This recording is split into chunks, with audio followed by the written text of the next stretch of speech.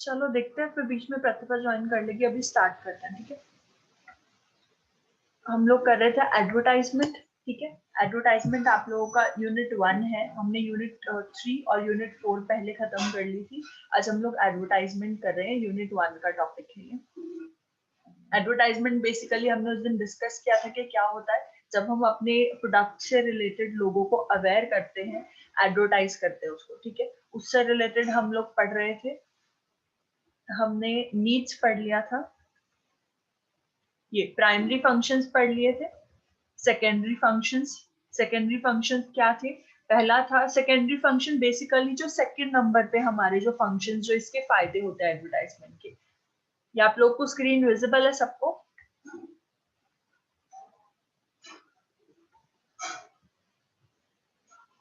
Yes ma'am. ये थोड़ी सी इस पे आपको ब्लर दिखाई देगी बिकॉज मैं लैपटॉप पे चला रही हूँ इसको। आप फोन में चलाकर देखना, ये सही दिखाई देगी, ठीक है, क्योंकि मैंने फोन में एक बार यूज करके देख लिया इसको। चलो, सेकेंडरी फंक्शंस है। पहला, help to boost the moral of salesman. अगर हम लोग एडवर्टाइजमेंट करते हैं तो इससे सेल्समैन का मोरल बूस्ट होता है, ठीक है, secondary function. Second point is support salesman. जो सेल्समैन है, अगर वो एक ऐसा प्रोडक्ट बेचने जा रहे हैं जिसके बारे में लोगों को नॉलेज नहीं है, तो सेल्समैन के लिए थोड़ा सा डिफिकल्ट रहता है, टफ रहता है लोगों को उस बारे में सारी बेसिक इन्फॉर्मेशन देना। बट अगर सेल्समैन कोई ऐसा प्रोडक्ट बेचने जा रहा है जिसकी एडवर्टाइजमेंट अच्छे से होती है और लोग उस प्रोडक्ट को अच्छे से जानते भी हैं, पहले से अवेयर है, तो सेल्समैन को इतनी मेहनत नहीं करनी पड़ती, ठीक है। तो सेल्समैन का सपोर्ट सिस्टम बन जाती है advertisement. Third point, reach customer left by salesman. ये थर्ड पॉइंट ये बोलता है कि जो एडवर्टाइजमेंट है वहां तक पहुंचती है जहां तक हमारा सेल्समैन भी नहीं पहुंच पाता, ठीक है। तो सेल्समैन जिस जिस एरिया में चला जाता है वहां पर तो हमारा प्रोडक्ट एडवर्टाइज हो ही जाता है। पर जिस एरिया में जहां बिल्कुल भी हमारे कोई सेल्समैन आज तक भी नहीं गए हैं, वहां पर भी अगर हमारी एडवर्टाइजमेंट पहुंच रही है तो लोग हमारे प्रोडक्ट को जान जाएंगे, ठीक है। Fourth point, help to procure better employees, ठीक है। अगर एडवर्टाइजमेंट हम लोग करते रहेंगे और हमारा प्रोडक्ट जो है वो वेल नोन बन गया है, सब लोग बहुत अच्छे से जानते हैं हमारे प्रोडक्ट के बारे में, हमारे प्रोडक्ट का नाम लोगों को याद हो गया है, तो उससे क्या होगा कि लोगों को पता चलेगा कि कंपनी बहुत अच्छी है, ठीक है। एडवर्टाइज करते हैं अपने प्रोडक्ट को, ज्यादा बिक रहा है इनका सामान, जो भी हम लोग सेल आउट कर रहे हैं, ठीक है। तो इसकी वजह से क्या होगा, जो जो भी लोग होंगे वो हमारी कंपनी में काम करना चाहेंगे, ठीक है। अगर हमारी एडवर्टाइजमेंट अच्छी है, ब्रांड इमेज अच्छी बन गई है, तो एम्प्लॉयज भी हमारे अच्छे आएंगे। और अगर हमारी अच्छी एडवर्टाइजमेंट होती रहेगी, साथ के साथ कंपनी ग्रो करेगी, तो लोग हमारी कंपनी को छोड़ के भी नहीं जाएंगे, ठीक है। एम्प्लॉयज जो है वो हमारी कंपनी में ही काम करेंगे। फिफ्थ पॉइंट है, announces location of dealers and stockist and support them, ठीक है। इससे क्या होता है, अगर हम लोग एडवर्टाइज कर रहे हैं, कई लोग ऐसा करते हैं ना कि अपने प्रोडक्ट को एडवर्टाइज करते टाइम साथ के साथ ये भी बता देते हैं कि जो हमारा प्रोडक्ट है वो इस स्पेसिफिक एरिया में ही मिलेगा। जैसे कुछ लोग बोलते हैं कि कुछ प्रोडक्ट्स की एडवर्टाइजमेंट ऐसी होती है कि ये प्रोडक्ट है, न्यू आया है इंडिया में और ये अभी सिर्फ अमेजोन पे अवेलेबल है, ठीक है। तो उससे क्या होगा कि अमेजोन की भी प्रमोशन साथ के साथ हुई, और ये बात एडवर्टाइजमेंट में ही सब लोगों को पता चल जाएगी कि जो स्पेसिफिक प्रोडक्ट है वो कहीं और नहीं मिल रहा है, सिर्फ एक इस पर्टिकुलर डीलर के पास ही मिल रहा है, ठीक है। अब आता है सोशल सिस्टम।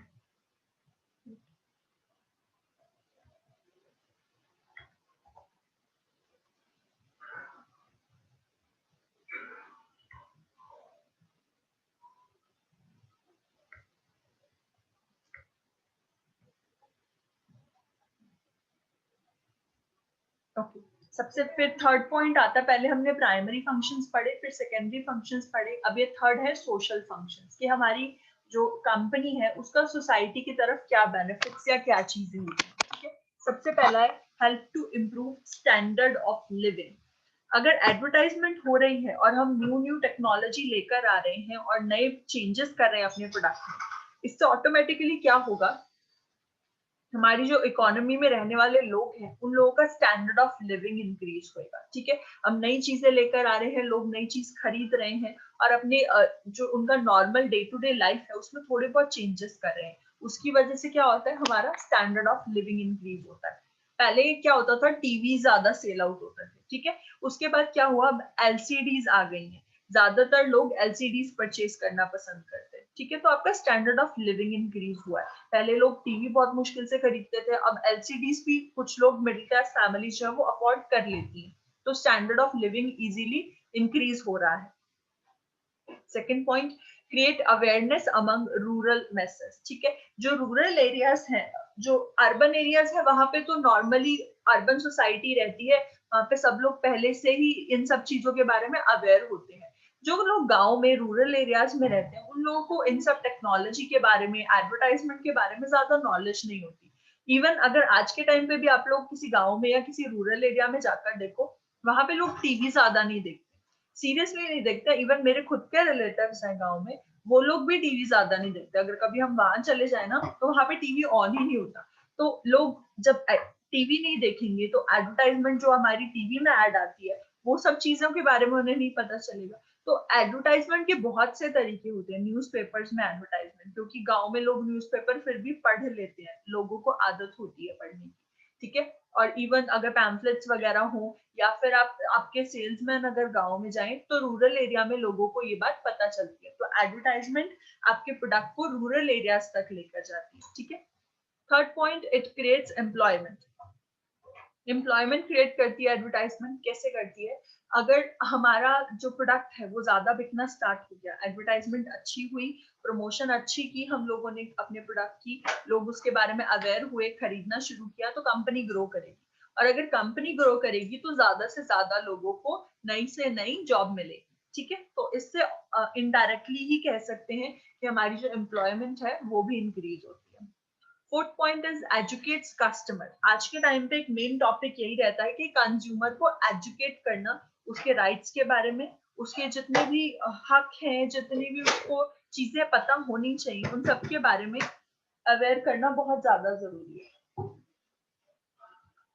तो एडवर्टाइजमेंट इन सब चीजों में हेल्प करती है, कंज्यूमर को बताती है कि उसे किस तरीके से चेक करना है। अब कुछ एक टाइम ऐसा भी था इंडिया में जब लोगों को, जो कंज्यूमर है, उसको एमआरपी रेट चेक नहीं करना आता था। तो जो हमारी कंज्यूमर एजुकेशन है, उस जो कंज्यूमर डिपार्टमेंट है, वो लोग क्या करते हैं, वो लोग इसके लिए स्पेसिफिकली एक एडवर्टाइजमेंट बनाते हैं और लोगों को बताते हैं कि ये चीज है, आप लोग कंज्यूमर्स हैं, आपको ये बात पता होनी चाहिए। कोई भी प्रोडक्ट जो है वो परचेज करने से पहले उसका एमआरपी रेट चेक कीजिए, ठीक है। ये when I was in 7th class I think, उस टाइम पे एडवर्टाइजमेंट आती थी कि आप लोग एमआरपी रेट अपना चेक किया कीजिए, और कोई भी अगर आपका शॉपकीपर है आपसे एमआरपी रेट से ज्यादा पैसे चार्ज करता है, तो कभी आप उसे पे मत कीजिए, क्योंकि आप एज अ कंज्यूमर, ये आपका राइट है कि आप एमआरपी रेट से ज्यादा पे नहीं करेंगे। दूसरी चीज क्या अवेयर की जाती थी कि आप लोग जो, अब जो भी प्रोडक्ट आप परचेज कर रहे हो उसका एक्सपायरी डेट जरूर चेक करो, ठीक है। ये बेसिक चीजें हैं, ये हमारी एडवर्टाइजमेंट से ही कंज्यूमर को पता चलती है कि ये हमारा हक है, हमें पता होना चाहिए, ठीक है। Fifth point is help to solve social problems. ये जो है ये जितनी भी एडवर्टाइजमेंट है, ये हमारी सोशल प्रॉब्लम्स को सॉल्व करने में भी हेल्प कर रही है। किस तरीके से? Social advertisement help to solve the social problems like female foeticide, gender injustice, drug addiction, alcoholism, dowry system, illiteracy, casteism, problem of family planning etcetera, ठीक है। ये सब चीजों के बारे में एडवर्टाइज करने के लिए सोशल एडवर्टाइजमेंट चलाई जाती है, ठीक है। इन सब इश्यूज को उठाने के लिए बहुत से लोग हैं जो सोशल एडवर्टाइजमेंट देते हैं कि ये आप मत किया कीजिए। जैसे फीमेल फोर्टिसाइड के ऊपर बहुत आई थी, ठीक है। इन जेंडर इनजस्टिस के ऊपर एक एड आई थी। आप लोगों ने लाइफ में कभी ना कभी इन सब चीजों के ऊपर एक सोशल एडवर्टाइजमेंट जरूर देखा होगा। तो इससे क्या होता है, लोगों को पता चलता है कि ये चीजें नहीं करनी चाहिए, ये गवर्नमेंट की साइड से बंद कर दी गई, ठीक है। वैसे इंडिया में रूल्स बहुत सारे बनाए गए हैं, बट उनको फॉलो करना, ये सब चीजें हमारे ऊपर डिपेंड करती है। अगर डॉरी सिस्टम की बात की जाए, तो डॉरी सिस्टम इंडिया के अंदर बिल्कुल बैन है। डॉरी देना, इवन डॉरी लेना भी एक तरीके से बहुत बड़ा इलीगल क्राइम है, ठीक है। बट क्या इंडिया के अंदर ये टोटली बंद हो चुका है? कोई बताएगा, क्या डॉरी सिस्टम इंडिया में बंद हो गया?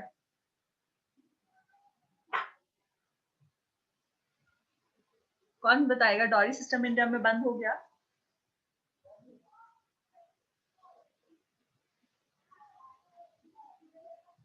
वर्षा जी बोलिए।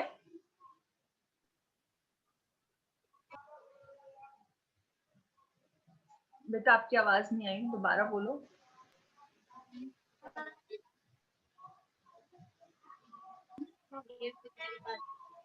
क्या डॉरी सिस्टम इंडिया में बंद हो गया है?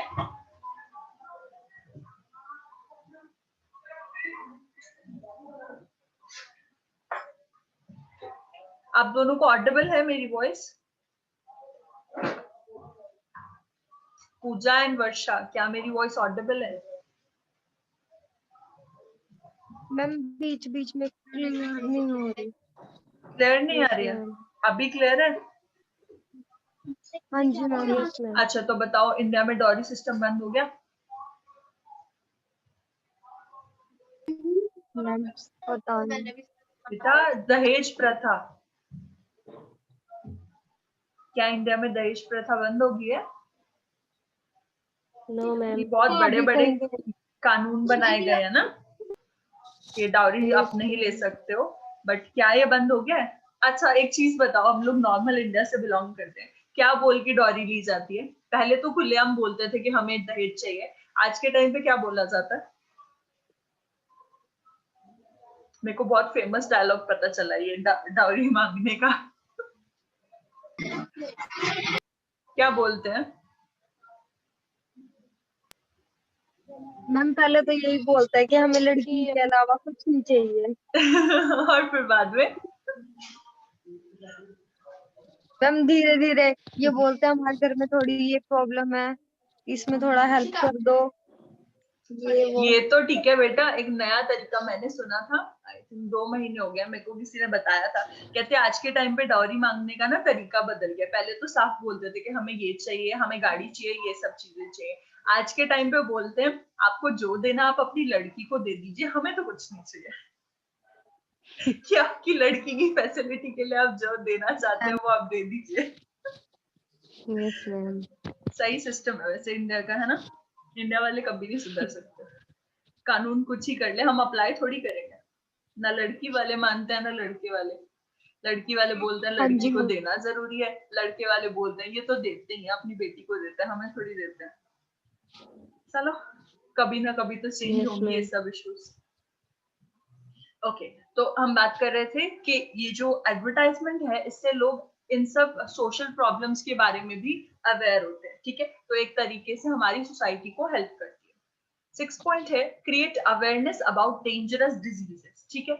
अच्छा अब आप लोगों ने एडवर्टाइजमेंट देखा होगा, अल्कोहल के ऊपर आता है और एक सिगरेट कंजम्पशन के ऊपर आता है, ठीक है? सिगरेट कंज्यूम करने वालों के लिए एक एड आती है ना, देखिए किस किस ने, वो यस लेडी मैम देखिए। जिसको बाद में डिजीज हो जाता है ना, कैंसर हो जाता है जिसको, एड यस देखिए वो मैम। वाली। ठीक है, तो इस तरीके से बहुत सारी एडवर्टाइजमेंट आती है जो आपको डेंजरस डिजीजेस से अवेयर करने के लिए होती है। अब जैसे रिसेंट हमारे यहाँ पे बहुत बड़ा पैंडेमिक चल रहा है वर्ल्ड वाइड, जो कि है हमारा कोरोना। तो कोविड से रिलेटेड भी बहुत सारी एडवर्टाइजमेंट आई थी, ठीक है, लोगों को अवेयर करने के लिए कि आपको सोशल डिस्टेंसिंग करनी है, आपको मास्क पहन के रखना है, ये सब चीजों के लिए भी एडवर्टाइजमेंट का इस्तेमाल किया गया था। अच्छा अब इससे रिलेटेड एक आरोग्य सेतु ऐप चलाई गई थी गवर्नमेंट की साइड से। गवर्नमेंट की स्कीम्स और गवर्नमेंट की एप्स, ये चीजें याद रखा करो, ठीक है? गवर्नमेंट ने एक ऐप चलाई थी आरोग्य सेतु ऐप, ठीक है? कोविड स्टार्टिंग में जब मार्च में हमारा लॉकडाउन स्टार्ट हुआ, उस टाइम पे कंपल्शन कर दिया गया था कि आपके फोन में आरोग्य सेतु ऐप होना चाहिए, ठीक है किस किस के फोन में वैसे मैम आरोग्य मेरे सेतु? फोन में तो है नहीं। आपके मैम मेरे फोन में पहले था, अब नहीं है। अब नहीं है। तो आरोग्य सेतु ऐप को जिस टाइम पे प्रमोट करना था, एक बहुत फेमस बॉलीवुड एक्टर हैं अजय देवगन, ठीक है? उनकी एड किस अजय किस ने देखी देवगन। है? मैम मैंने देखी बॉडीगार्ड है। वाली देखी है ना दोनों ने? हाँ जी यस मैम। राइट, वो एक तरीके से अवेयर करने के लिए था, ठीक है? तो इस तरीके से बहुत बार एडवर्टाइजमेंट को एक जरिया बनाया जाता है लोगों को अवेयर करने का। अब जो अजय देवगन है वो एक बहुत रिनाउंड पर्सनालिटी है, उनको सब लोग जानते हैं और उनकी फैन फॉलोइंग भी बहुत ज्यादा है। तो जब उन्होंने इस तरीके से प्रमोट किया तो मैक्सिमम जो उनके फैंस होंगे उन्होंने तो यही सोच के कर लिया होगा कि हमारे फेमस सुपरस्टार ने बोला है तो हम लोग तो आरोग्य सेतु ऐप को रखेंगे जरूर, ठीक है? तो ये बहुत ज्यादा इस चीज का इफेक्ट पड़ता है लोगों के ऊपर। Next point is help to circulate important government notification. कई बार गवर्नमेंट की नोटिफिकेशन को लोगों तक, जो जनरल लोग हैं उन तक पहुंचाने के लिए, जो आम जनता है उस तक पहुंचाने के लिए भी एडवर्टाइजमेंट इस्तेमाल की जाती है। अच्छा, ऐसी कौन सी चीज है जिसकी एडवर्टाइजमेंट आई थी और गवर्नमेंट ने वो स्कीम अनाउंस की हो? स्टेट वाइज भी हो सकता है, सिर्फ मैं नेशनल गवर्नमेंट की बात नहीं कर रही हूँ, यूनियन गवर्नमेंट की बात नहीं हो रही है। स्टेट गवर्नमेंट भी कई बार हमारी नोटिफिकेशन जो है वो आम जनता के लिए निकालती है। अच्छा, एक बहुत ज्यादा इस चीज का एडवर्टाइजमेंट का स्टार्टिंग में जिस पार्टी ने इस्तेमाल किया था दैट वाज आम आदमी पार्टी। मैं किसी की सपोर्टर नहीं हूँ, बट मैं ये चीज बता रही हूँ क्योंकि मैंने खुद इस चीज को नोटिस किया था दैट जब आम आदमी पार्टी दिल्ली के अंदर आई थी तो उन्होंने सबसे ज्यादा इस्तेमाल एडवर्टाइजमेंट का किया था। ठीक है, जो सीएम है वहां के अरविंद केजरीवाल, मिस्टर अरविंद केजरीवाल बहुत बार अपनी एडवर्टाइजमेंट देते हैं और खुद उस एडवर्टाइजमेंट में जनरल लोगों से बात करते हैं। ठीक है, अगर कभी आपने उनका सुना हो तो आपने देखा होगा कि वो एडवर्टाइजमेंट का बहुत ज्यादा इस्तेमाल करते हैं। कि दिल्ली में ऑड इवन सिस्टम आया था उस टाइम पे भी सीएम केजरीवाल ने ही एडवर्टाइजमेंट दिया था। देखिए किसी ने वो एड, वो एडवर्टाइजमेंट देखी थी ऑड इवन सिस्टम की?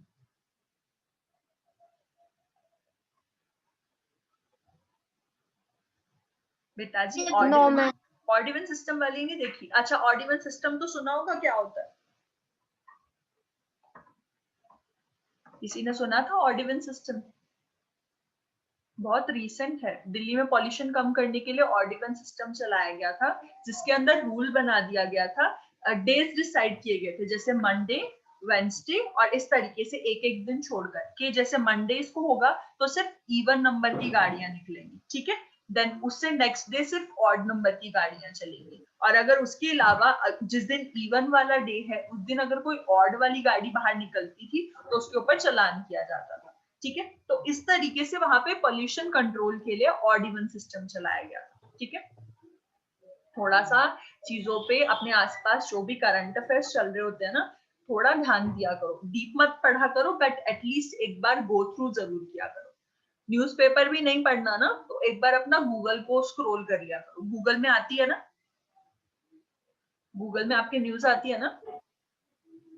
Yes ma'am. तो उसको एक बार स्क्रॉल कर लिया करो, आपकी जनरल अवेयरनेस के लिए बहुत जरूरी है। ठीक है, अलग से अगर कोई एग्जाम देना होगा ना तो उसके लिए अलग से करंट अफेयर्स पढ़ने की जरूरत नहीं पड़ेगी। आपकी तैयारी आपकी हर रोज की डे टू डे एक बार रीडिंग से ही हो जाएगी। ठीक है, और आप लोगों की वोकैबुलरी भी इंक्रीज होगी। अगर आप लोग अपने गूगल में ना सेटिंग होती है जिससे आप अपना मतलब रीडिंग का लैंग्वेज चेंज कर सकते हो कि अगर हिंदी में आ रही है तो आप उसको इंग्लिश में कन्वर्ट कर सकते हो।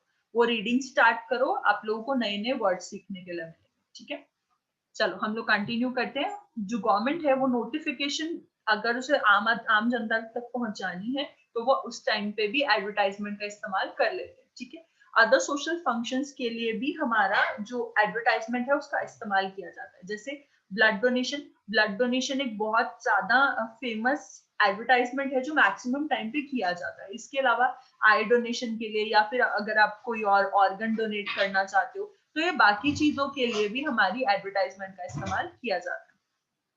फंक्शंस हमारे खत्म होते हैं, अब बात आती है टाइप ऑफ एडवर्टाइजमेंट कि हमारी जो एडवर्टाइजमेंट है वो कितने तरीके की होती है। टाइप ऑफ एडवर्टाइजमेंट के लिए पढ़ते हैं 2 मिनट। हाँ जी, तो टाइप ऑफ एडवर्टाइजमेंट की बात की जाए, अलग अलग टाइप्स पे है। 2 मिनट का ब्रेक लेते हैं फिर स्टार्ट करेंगे, कंटिन्यू करेंगे। ठीक है, 2 मिनट्स।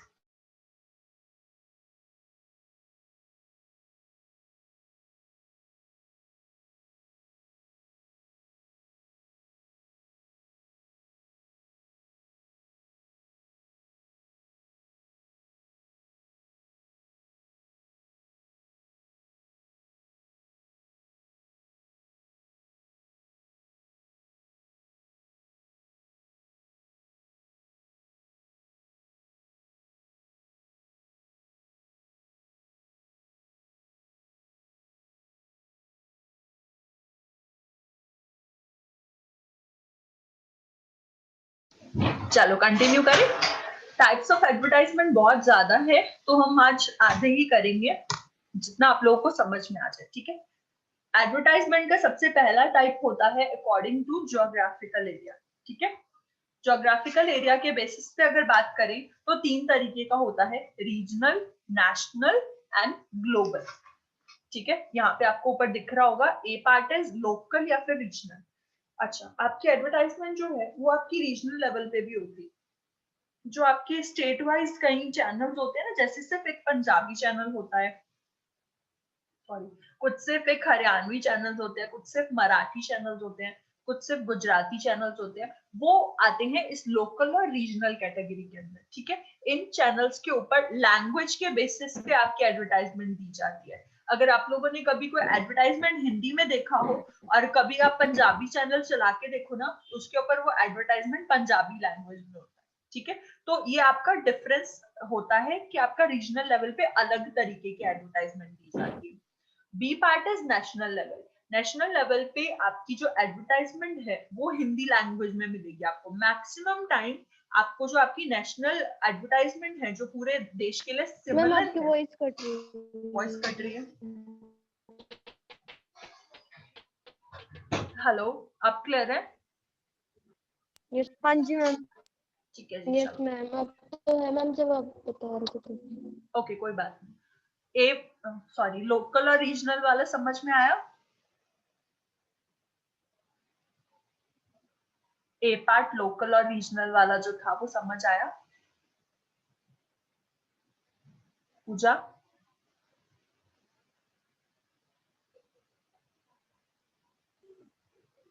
मैम फिर से आपकी वॉइस,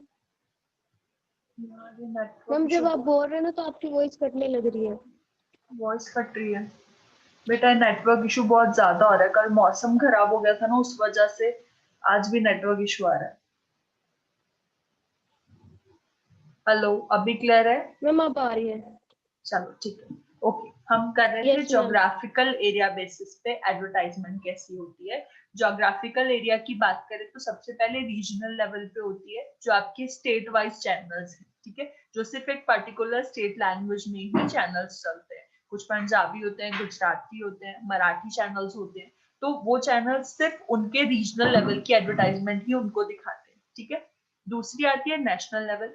नेशनल लेवल एडवर्टाइजमेंट जो पूरे ऑल ओवर इंडिया सेम सबके लिए होती है। ठीक है, और इसका ज्यादातर जो नेशनल एडवर्टाइजमेंट जो है वो नेशनल लैंग्वेज में होती है। ठीक है, उसमें कोई दूसरी रीजनल लैंग्वेज इंक्लूड नहीं होती। आपकी नेशनल एडवर्टाइजमेंट आपकी नेशनल लैंग्वेज में होती है।